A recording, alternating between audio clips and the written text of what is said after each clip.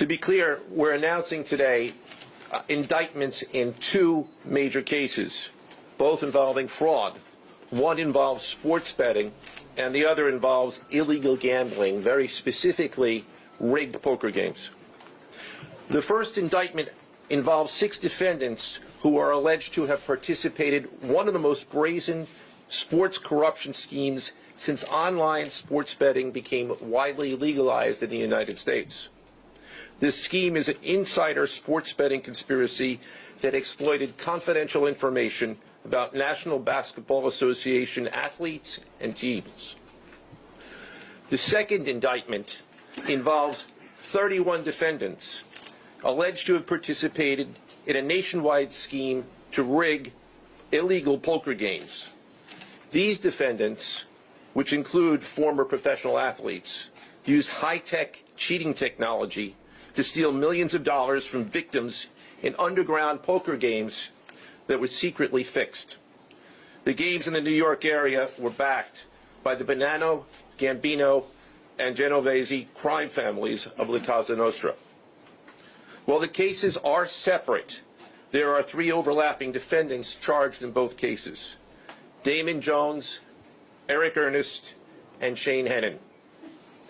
The indictments in these cases contain only allegations, and the defendants are presumed innocent until they are proven guilty in a court of law.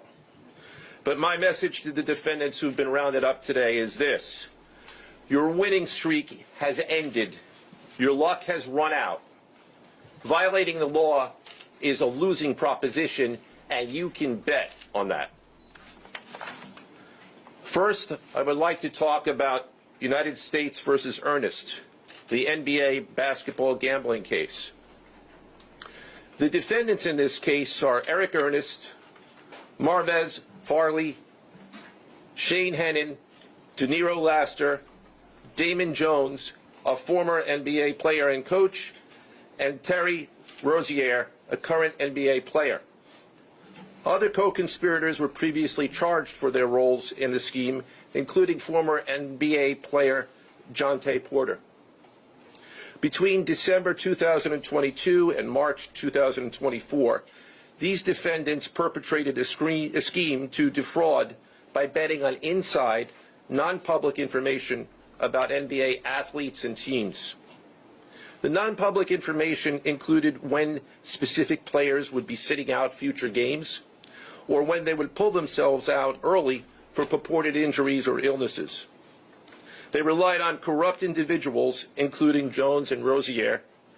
They also misused information obtained through long-standing friendships that they had with NBA players and coaches.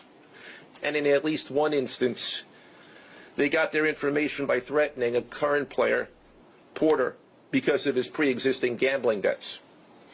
Defendants used this non-public information to place hundreds of thousands of dollars in fraudulent bets, mostly in the form of prop bets on individual player performance.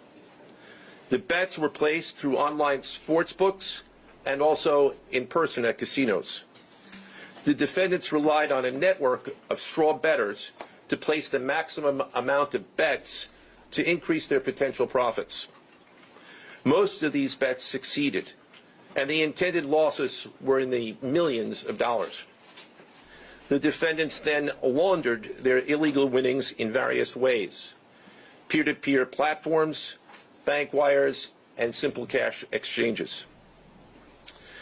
The indictment details specific examples where the defendants profited from illegal gambling and illegal betting on various NBA games about the performance of players on, among other things, the Charlotte Hornets, the Portland Trail Blazers, the Los Angeles Lakers, and the Toronto Rangers.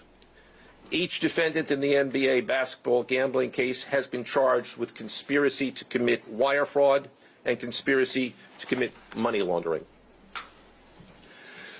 Now, I would like to turn to the other case, United States versus Aiello, the rigged poker game case.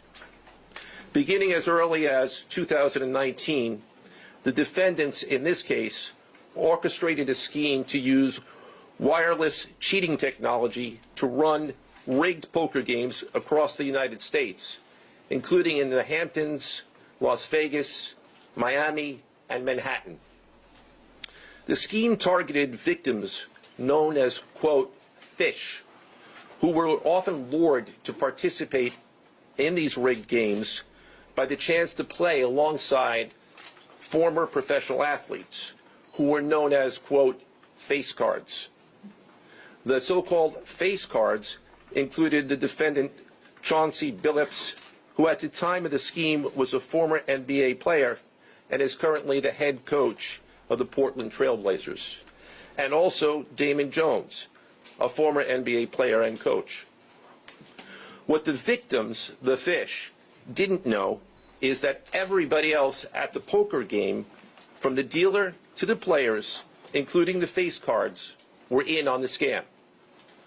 Once the game was underway, the defendants fleeced the victims out of tens or hundreds of thousands of dollars per game.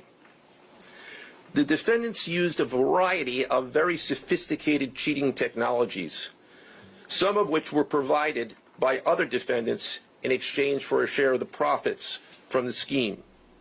For example, they used off-the-shelf shuffling machines that had been secretly altered in order to read the cards in the deck, predict which player at the table had the best poker hand, and relay that information to an off-site operator.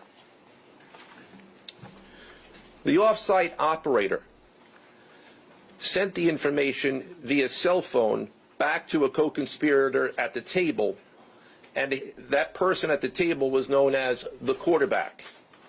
The quarterback then signaled secretly the information he had received from to others at the table, and together they used that information in order to win their games and to cheat the victims.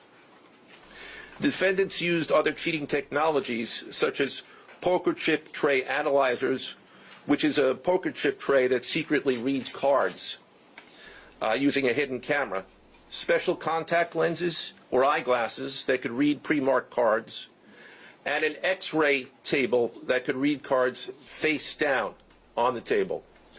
What you see depicted on the screen right now is an example of the X-ray table that reveals the cards. Although they are face down on the table, they can be read because of the X-ray technology. The Mafia, specifically members and associates of the Bonanno, Gambino, and Genovese organized crime families, had pre-existing control over non-rigged, illegal poker games around New York City. As a result, they also became involved in the rigged poker games, helping to organize the games and taking a cut of the proceedings, and working to enforce the collection of debts. The defendants laundered their proceeds, including through cash exchanges, the use of multiple shell companies, and through cryptocurrency transfers. As part of the scheme, some of the defendants and their co-conspirators also committed acts of violence, including the gunpoint robbery of a person in order to obtain a rigged shuffling machine, and extortions that were perpetrated against victims in order to ensure that they repaid their gambling debts. Defendants who participated in the rigged poker scheme are charged with wire fraud conspiracy. Other defendants have been charged with crimes including illegal gambling, money laundering, Hobbs Act robbery, and extortions.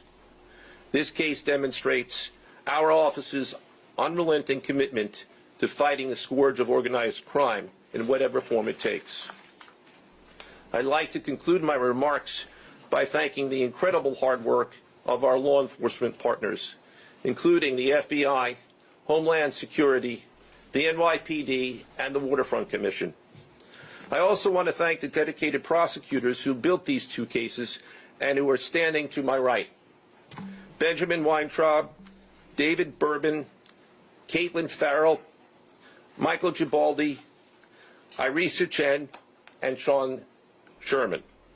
They had the assistance of paralegal specialists Liam McNett, John Schneider, Marlene Bosler.